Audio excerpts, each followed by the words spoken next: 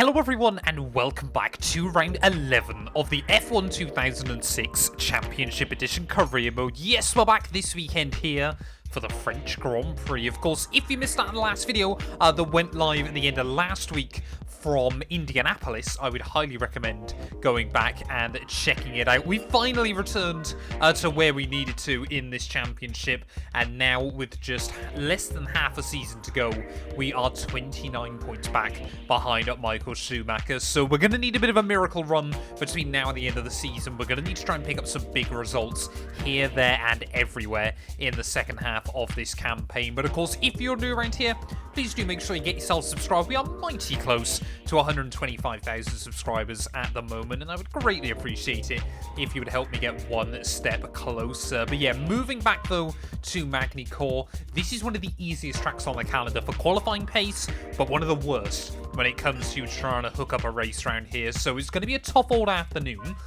We've also got contract offers coming in everywhere. It's a shame all of them are terrible. Williams, Red Bull, and Midland all after me at the moment. So, yeah, two teams that we've already driven for clearly want me back, and then Williams have constantly been sending me offers, but they're not particularly great either. So, I'm only going to move if we can go up into one of the big four teams between now and the end of the year. But Toyota are certainly giving us a car capable of winning. We just need to try and keep it on the road more. Well, if I remember correctly, back to last season, we absolutely had the pace to win this one. It was actually quite a dramatic race in the end, where I think we jumped Jenson Button on the very final corners of the Grand Prix, whilst his teammate Rubens Barrichello broke down behind us, literally meters away from the finish line. But like I said, I'm probably not going to put too much focus on qualifying here. But this should be a track on paper where 10 points is really easy to come by. But yeah, just trying to keep it on the island, keep it in one piece is so difficult. A really precision-based circuit, which is not easy on a controller. But yeah, we've got to be just trying to take points out of Michael here, there, and everywhere between now and the end of the season. 30 points is a lot. Bearing in mind, of course, we only get 10 for a win. But Giancarlo Fisichella, Fernando Alonso, Felipe Massa, none of them are at the fight either. So we just need to start trying to win and just taking points out of all of them wherever we can.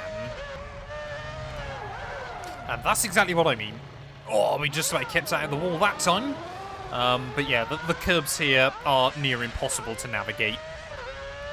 Probably be best if I just avoided them altogether, but I know full well in myself that I'm always going to try and push.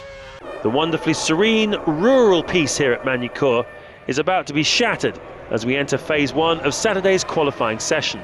Remember, the slowest 6 cars in this session will make up the last 6 places on the grid. The rest will go through to session 2. Oh, come on, BMW. I'm trying to get out of the pit lane here, mate. Why are we having a tea party? Let me place my bets that is, of course, Zach Villeneuve. Nope, it's Nick Heidfeld this time. So clearly I just don't care for either BMW Sauber driver on this game, but yeah, like I said, qualifying, this should be really simple. I was fastest in free practice despite a couple of errors, so I'm hoping I can basically cut down to the end of Q3 and that I'm on pole.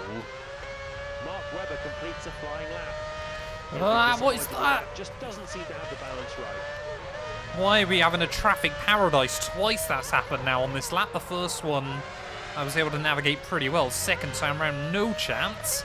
As Felipe Massa top of the timings so far with a 17.7. Hoping we can go clear of that by just a bit. But yeah, Q1 then. Not as easy as I'd originally hoped. 16.4 though, as we go right up to the wall on the exit of the final corner.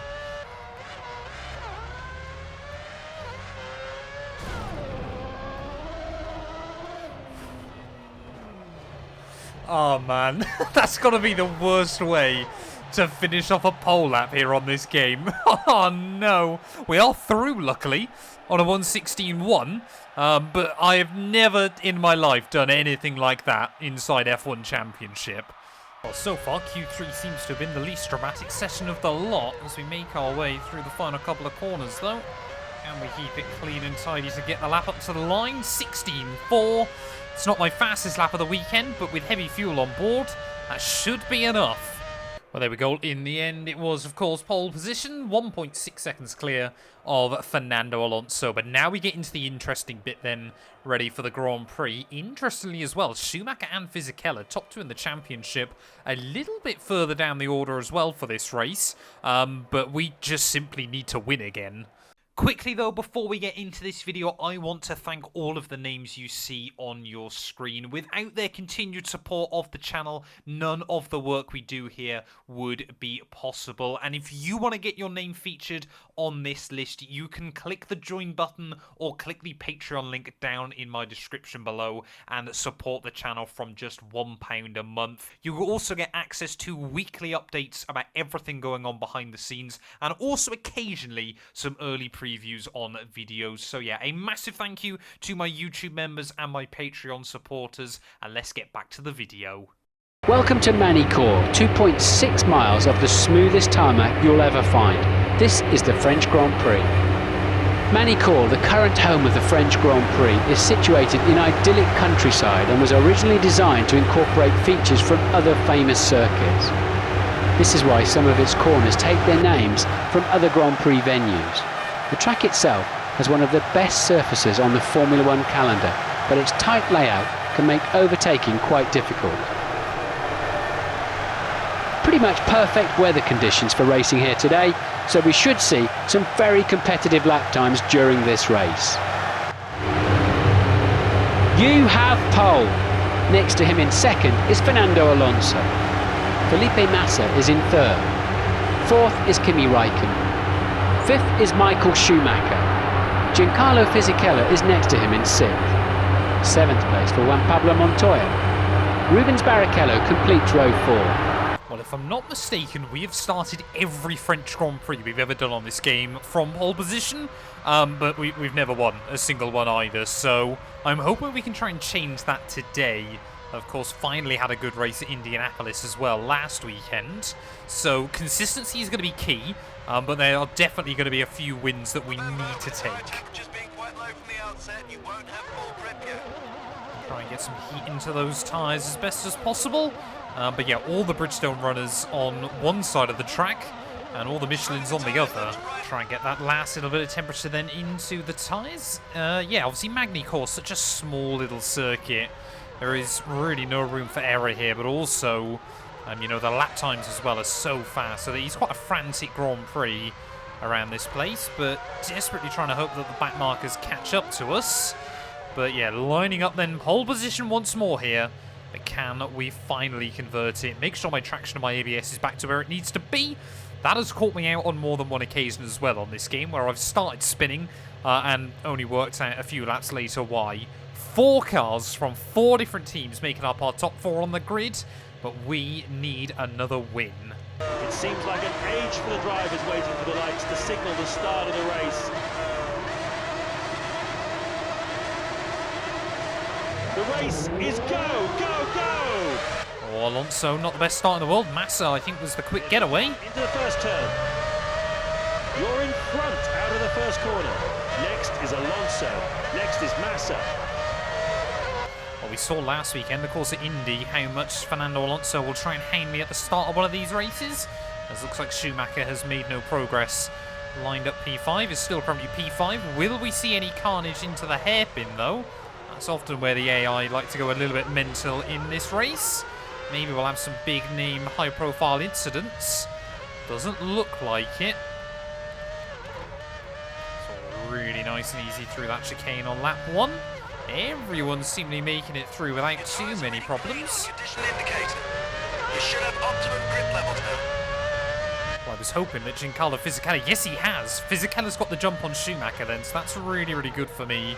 Early on in this race, of course, mathematically, we just want to try and take as many points out of whoever is leading the championship each and every weekend. We know Fisichella can take a title fight down to the wire, but of course, yeah, it's only been Fernando Alonso and Michael Schumacher that have been world champion in this series so far. It's nice and easy out the final chicane on lap 1 then. We've already got a 2-second lead. That is perfect way to start this one, but still, those curbs, they haunt me. With the first lap completed, the field looks like this. You now lead the race. Alonso is second. Massa is third. Fourth is Raikkonen. Fisichella fifth. He's moved up from sixth.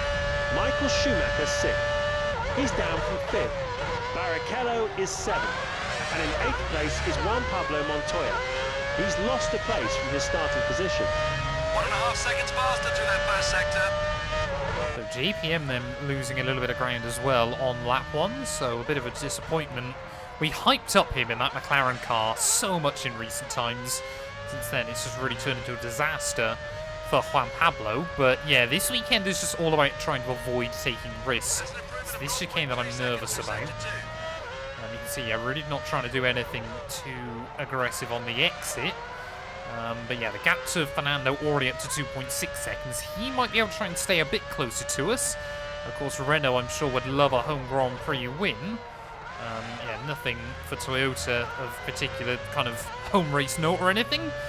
Just we fancy we need 10 points. That's all I can say. The gap to Fernando. 4 seconds the gap up to, as we're already running quicker than the AI can. Well, I've not done anything crazy with the strategy either today. We're pretty much pitting at half distance, and of course after Silverstone, I am now always going to pit when the team tell me to.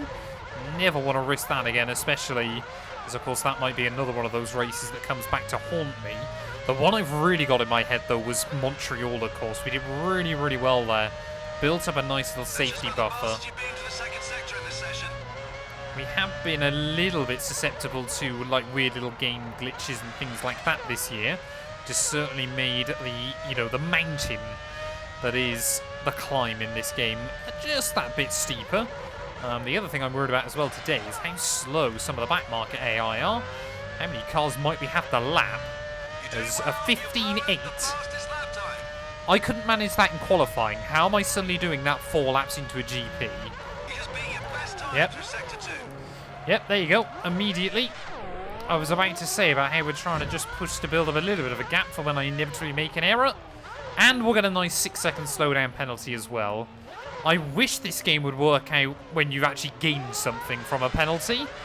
But that is exactly what I was nervous about and exactly why I tried to build up a bit of a lead. And now we've got to try and do it all again. And don't you even think about it, Fernando.